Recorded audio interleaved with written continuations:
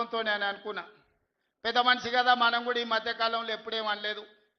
ఏదైతే మీకు చెప్పినో అంతకంటే ముందు నా మీద 181 కేసులు పెట్టిండు, చెంచల్గూడ చెర్లపల్లి జైల్లో బంధించాడు, ఎన్నో రకాలుగా సతాయించాడు. నన్నే కాదు నా కుటుంబాన్ని కూడా పట్టి పీడించాడు. కానీ బాధ్యత వచ్చినాక ఆలోచన చేసిన, నా కోపాన్ని నా బాధను దృష్టిలో పెట్టుకొని ఇవాళ పగ సాధించే కార్యక్రమాలు మొదలు పెడితే ఆయన పై వలగొట్టే పని పెడితే రాష్ట్రానికి నష్టం జరుగుతుందని తూవాన్ పాపన వాడు పోతాడు, పోని మనం మంచి పని చేయాలి. దేవుడు శిక్ష ఇచ్చిండు. నేను ప్రమాణ స్వీకారం చేసినాడే కూలబడ్డాడు, నడువిరిగింది. ఇంతకంటే పెద్ద శిక్ష నేను జైలు వేసినా అయ్యేదేం లేదు. ఆయననే ఫామ్ హౌస్ను ఒక బందీఖానగా మార్చుకొని చుట్టూతో నా పోలీసులే ఉన్నారు, లోపల ఆయన ఉన్నాడు. చెర్లపల్లికి పంపించినా చెంచల్గూడకు పంపించినా గదే అవుతుంది కదా. ఇక తిండి బరువు నాకు ఎక్కువ అవుతుంది. అదొకటి లోపల చెర్లపల్లి చెంచల్గూడ పెడితే ఆయన తిండే తినికి మళ్ళీ ఆయన ఏదైనా కావాలంటే అది చేస్తే సర్కార్కి ఎక్కువ ఖర్చు అవుతుంది. తిండి ఆయన సంపాదించేది ఇన్నా ఫామ్ హౌస్లే ఒక బందీఖానగా పెట్టుకొని చుట్టూతో మన పోలీసులే పహారా కాస్తున్నారు. ఇక ఆయన చేసిన పాపాలకు ఆయననే పోతాడని ఊరుకున్నా. ఎప్పుడన్నా ఏమన్నా అన్నానా?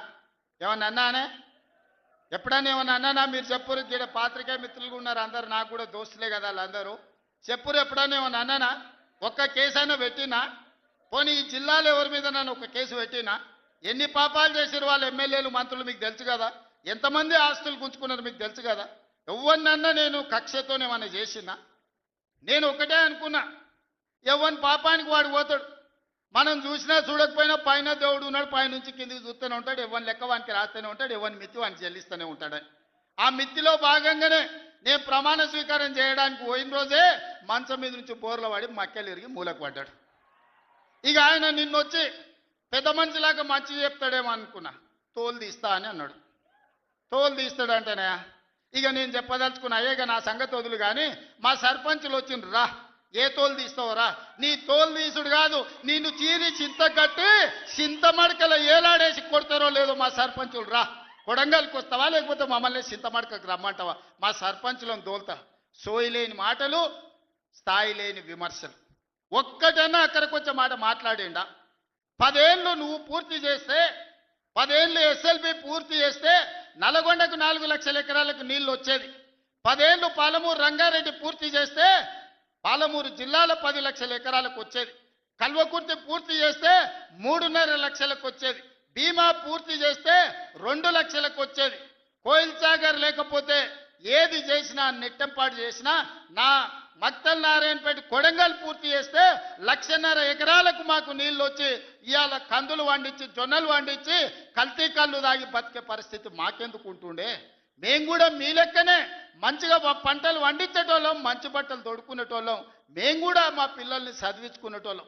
10 ఏళ్ళు పగబట్టి నారాయణపేట మక్తల్ ప్రాజెక్టును ఈనాడు పక్కన పెట్టి 69 జీవోను తుంగలో దొక్కితే ఊరూరు ఎత్తిపోతల పథకం కోసం మా కార్యకర్తలు ఈ ప్రాంత రైతులు ధర్నాలు చేయలేదా? పార్టీలకు అతీతంగా 69 జీవో కోసం కొట్లాడలేదా? నీ సొమ్మె ఏం పోయిందా? మాకు నీళ్ళు ఇవ్వాలంటే నీకు ఇంత కడుపు నొప్పా? నువ్వు మళ్ళీ బయటకు వచ్చి ఇవాళ ఆయన తోలు తీస్తా అంటు. తోలు నాది కాదు కానీ ఆ షేక్పేటలో మటన్ కొట్టు మస్తాన్ ఉంటాడు, ఆయన రోజు మేకలను కోసి మండి నడుపుతుంటాడు. ఆయన చెప్పిన కేసీఆర్ ఖాళీగా ఉన్నాడంటనే తోలు తీస్తాడంట. నీ మటన్ కొట్టు మస్తాన్ దగ్గర ఇంత నౌకరీ ఇయ్యండ్రి, ఇంత బోటో కూరనో పోయేటప్పుడు ఈ బొక్కనో. ఎందుకంటే పోసిన వాళ్ళకు మామూలుగా తోలు తలకాయలు ఇస్తాం కదా మనం ఇంటికాడ దసరా పండుగ అప్పుడు, అవునా?